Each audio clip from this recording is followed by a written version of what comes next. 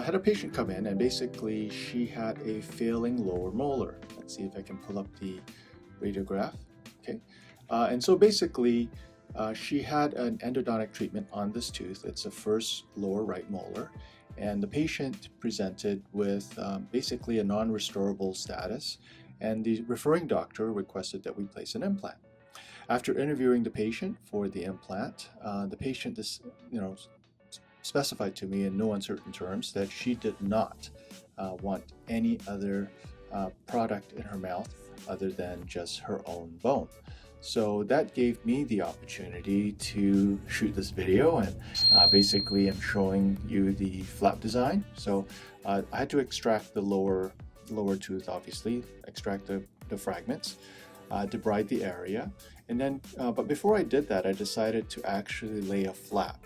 Now, the flap, as you can see, for those of you who do a lot of wisdom teeth, this is a standard hockey stick flap that I would usually do.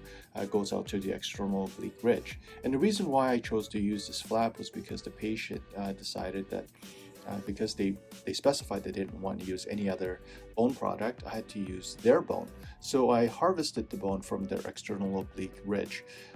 And basically this hockey stick flap, the typical ones you'd use for wisdom teeth extractions, lower wisdom teeth extractions, is the ideal situation. So I basically extended the flap past the second molar and pulled out to the external oblique ridge.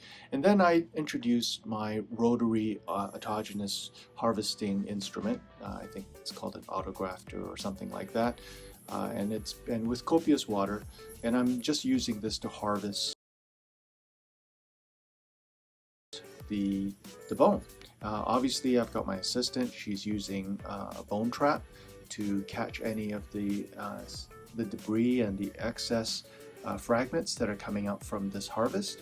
And then, of course, you can do this as many times as you want. The external oblique ridge is quite massive. You can just go back in. And so usually one or two, what I would call one or two divots, I call them divots, should be enough to fill in a molar. If you're doing a larger area, you can obviously go back and grab a lot more. And then, of course, as you can see with my assistant taking the particulate out from the bone trap, the autogenous particulate from the bone trap, it's really important that he or she not use the suction to remove the patient's saliva. Again, we teach that in our basic implantology program. You don't want to be sucking up saliva when you've got it going with saliva which is laden with bacteria. You don't want to introduce that into your graft site. So obviously you have a saliva ejector going on simultaneously. And so basically we take that, we mix it with the patient's PRF, right? And then we basically make sticking bone out of it. Now, while she's doing all this, she's leveling it out. By this time I would have already removed the tooth, the fragments, debrided the area, and then now I'm placing the fixture. Here's a radiograph or image of the fixture in place. And then after I've placed my fixture, I place my bone, autogenous bone. Now, interestingly, this is completely autogenous in the site. And so once I've done that, everything goes really well. Suture it up. Now, if you'll notice, I purposely sutured it up and achieved primary closure on this. And this was the way we used to do things before we could predictably close sockets.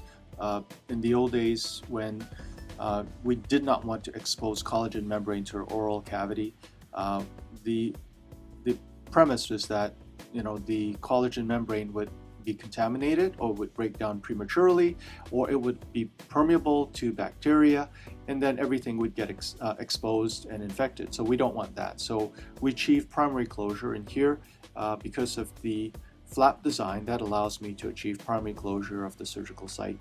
And so all right, so I hope you enjoyed that. This is Bernard Jen. Have a good one. Cheers.